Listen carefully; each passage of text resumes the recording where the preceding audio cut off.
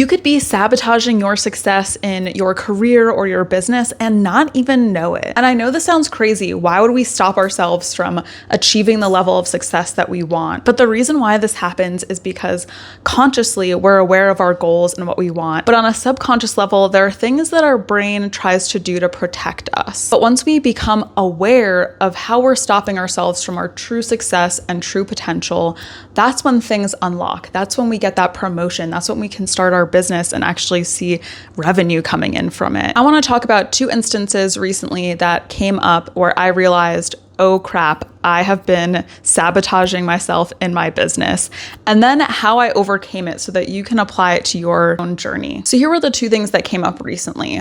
One was I had started my own Etsy shop for digital products about a year ago now.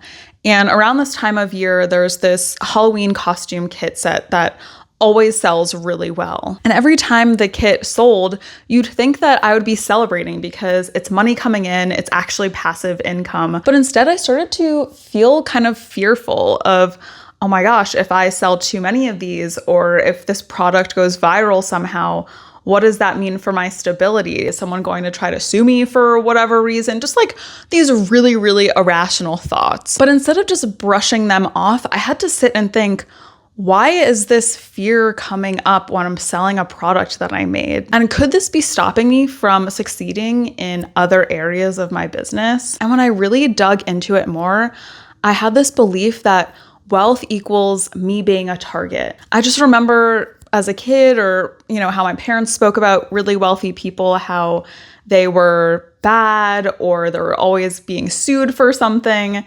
And because of that, on an unconscious level, I believed that to be true, so that when I was seeing success in my Etsy shop, immediately my brain went to, this is dangerous. And this is the first thing that you can apply to your journey.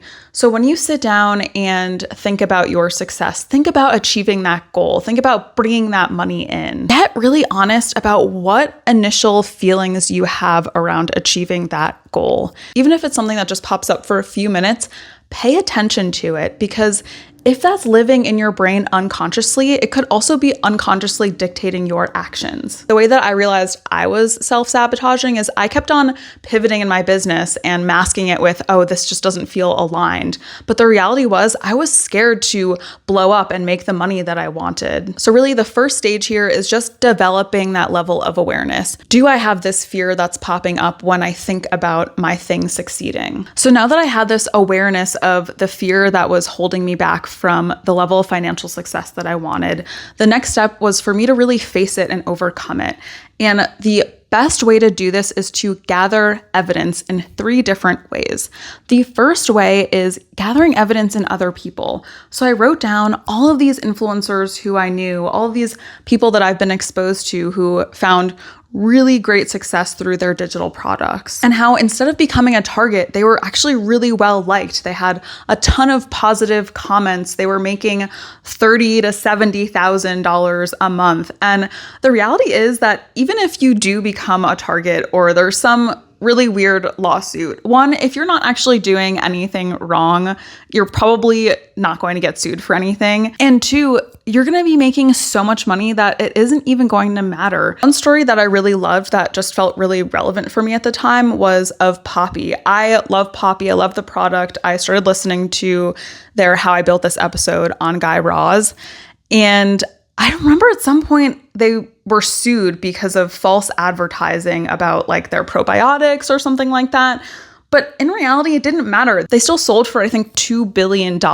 And it's a great product. The conclusion for me around this fear was, 1, even if I did become a target, that's going to be an outlier. Most people are going to love my offering as long as I stay true to myself. And 2, if I needed some form of protection, that just meant that I was playing with the big players. Every large company has some kind of legal office or legal counsel. Next thing I did around the topic of evidence was just sitting down and thinking about my product going viral, and reiterating to myself that this is a good thing. This is safe. This means I'm bringing the money in that I want to be bringing. So you're literally just priming your brain for success to stop fearing it, but to welcome it. This is so key because we want to get our bodies used to this so that we don't freak out when we do finally hit that milestone. So in your own life, think about the fear that popped up. What evidence can you gather that proves it wrong in yourself, in other people,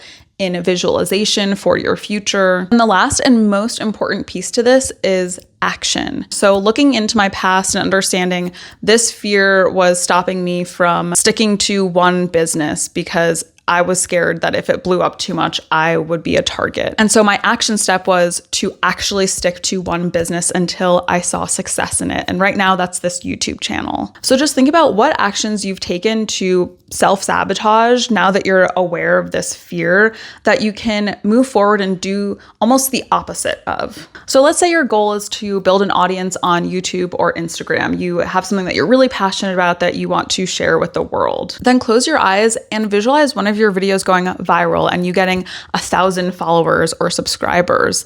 What initial thoughts come up? Are you actually scared of that happening? But the good news is then you can look at all of these influencers that you follow who are really, really well liked. And your action step here would be to continue posting on Instagram or YouTube. Or maybe you have been doing that consistently, but you've been putting off being more strategic about it and seeing what works or doesn't work. And these steps can feel really hard to see on your own. If you're looking for more support on tools to help you succeed in your business or progress in your career, I'm creating a membership that's going to have a ton of workshops on basically holding your hand throughout any stage of your career. So that's if you're looking for a job, if you want to get promoted in the workplace, you actually really like your job, but you can't reach that next level, to starting your side hustle. If that's something you're interested in, join the waitlist below because I'm launching that in the next few months. And of course, if any part of this video is helpful or if you want someone to keep you accountable toward your goal, comment below. Thank you so much for watching and I'll see you in the next video.